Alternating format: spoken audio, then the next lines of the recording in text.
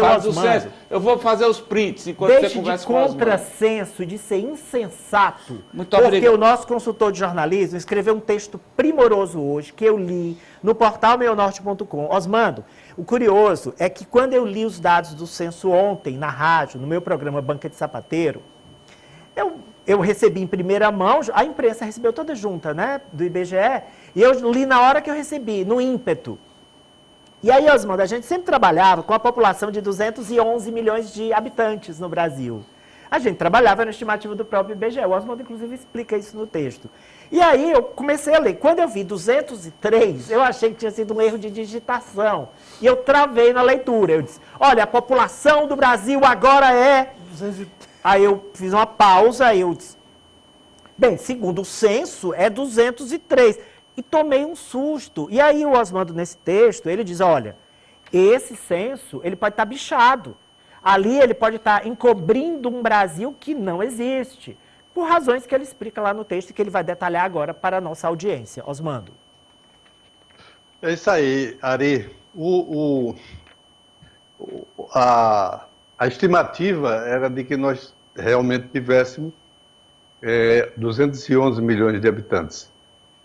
O IBGE, além do censo que é realizado a cada 10 anos e que não pôde realizar em 2020, só agora, 12 anos depois aqui, mais de 12 anos depois aqui o resultado está sendo anunciado, além do censo em si, que é decenal, ele faz estimativa anual.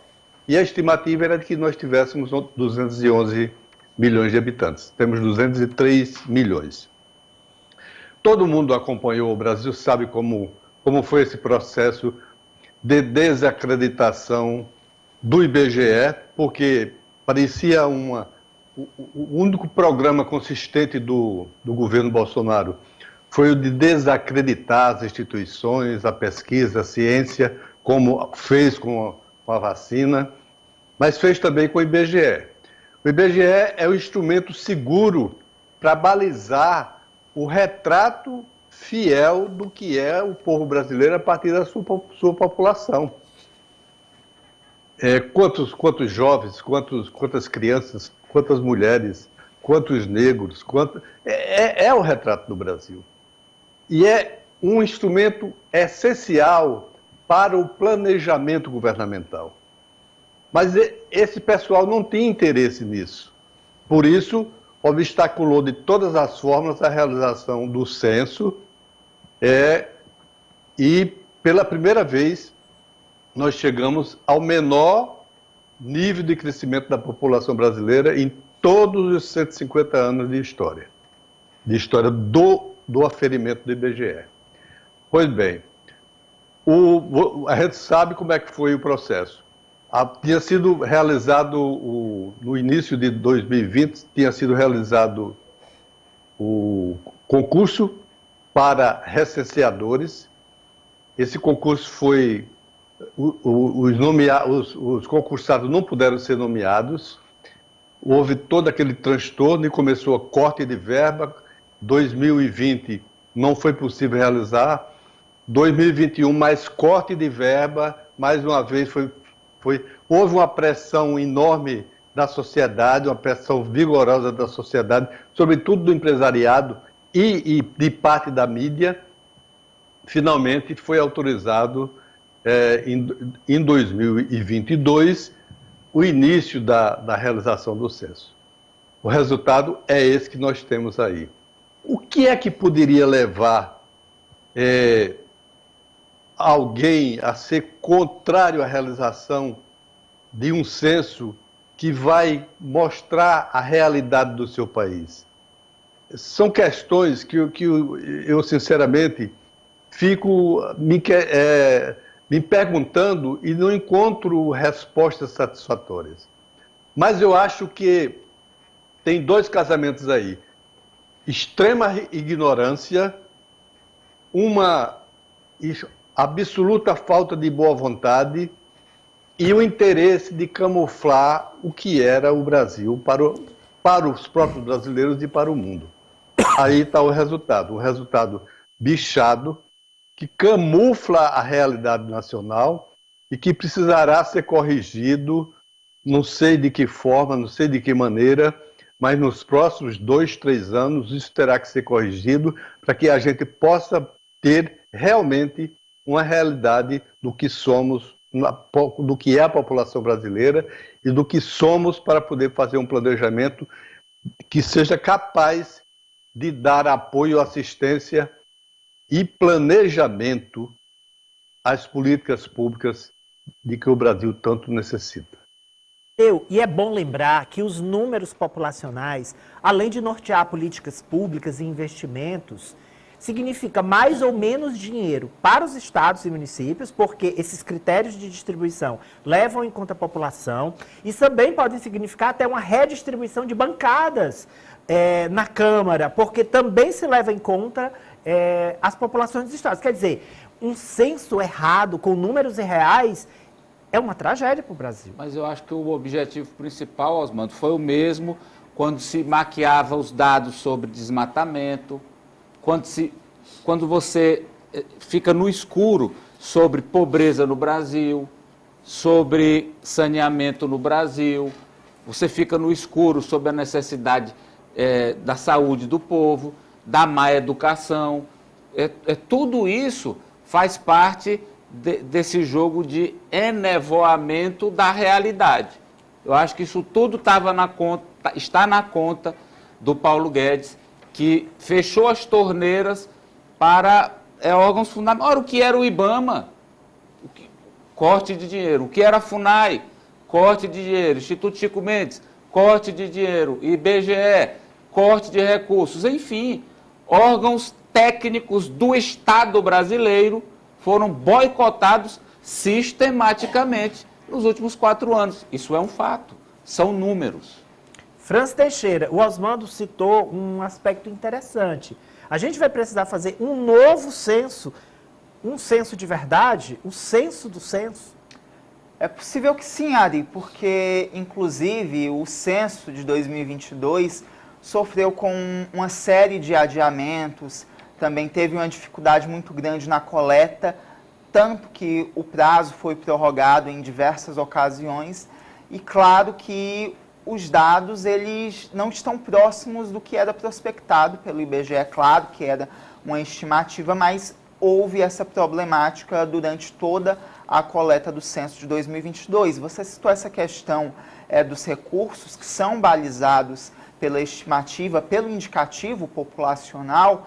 A gente lembra que quando foi divulgada a prévia, e que inclusive os tribunais de contas se nortearam por essa prévia para dividir, para repartir o ICMS nos municípios, houve uma série de ações na justiça, inclusive de municípios piauienses, mas agora com o censo consolidado, esse problema deve voltar, tanto que dos 224 municípios piauienses, 102 perderam população de 2010 para 2022, ou seja, nós voltaremos a ver essa problemática de ações judiciais envolvendo a queda no coeficiente de municípios do Piauí. Sobre isso, o governo Lula já acena com a possibilidade de fazer uma transição. Não, ele já fez. Isso. Não, ele João, já fez. pois não, aproveite emente com o seu comentário. Para atualizar a questão. Madeus, você tem razão quanto a isso. O governo baixou ontem, o presidente Lula sancionou ontem um projeto de lei complementar que busca atenuar esse impacto. Ou seja, fazer a transição. A questão da população,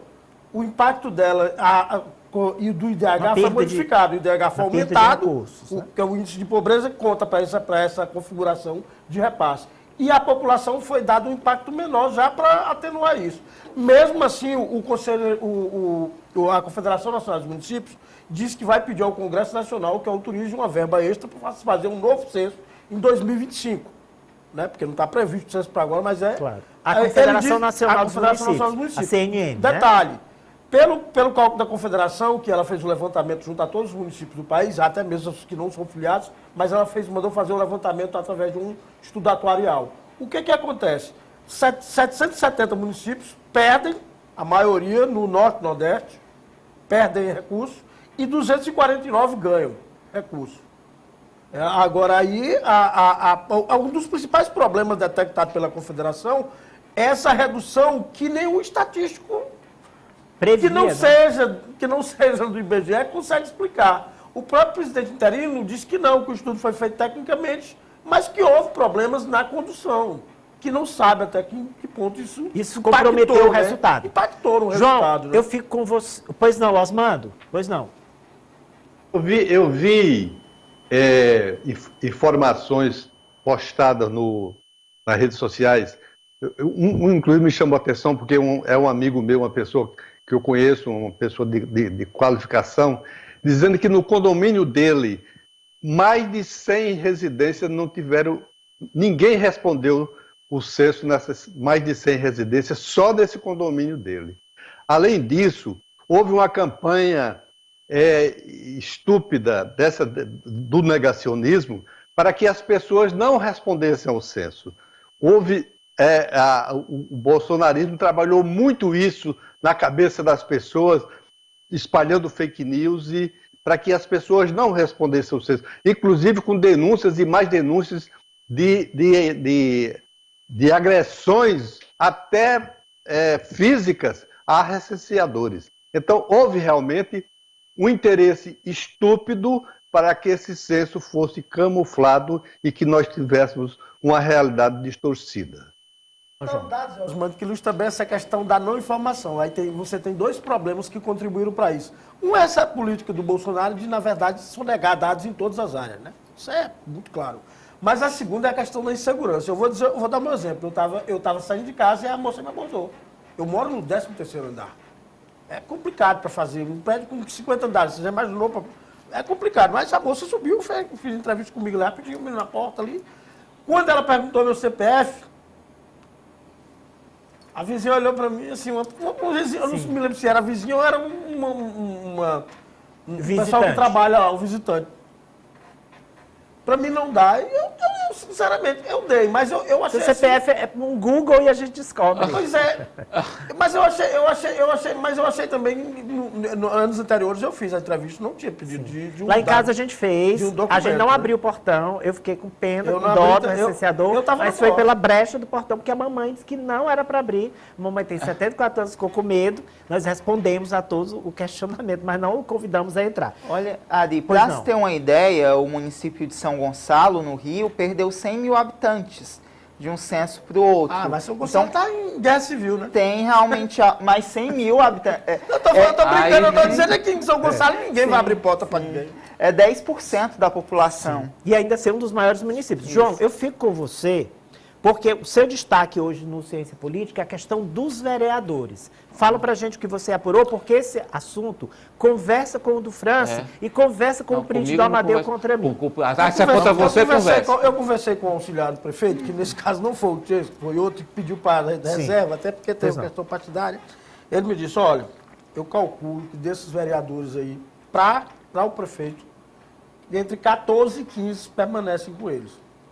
Permanecem, dos atuais. 14 e 15 permanecem com ele. Vão efetivamente ficar.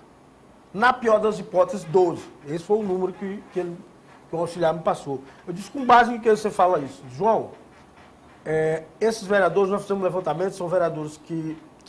João, quase todos. Quase todos dos que estão ficam, então. Não, Ari, porque nas chapas que a gente trouxe, ali tem uns 13 com ele. Fechado. Não. Na hora que ele precisa dos votos, ele tem 19, 18.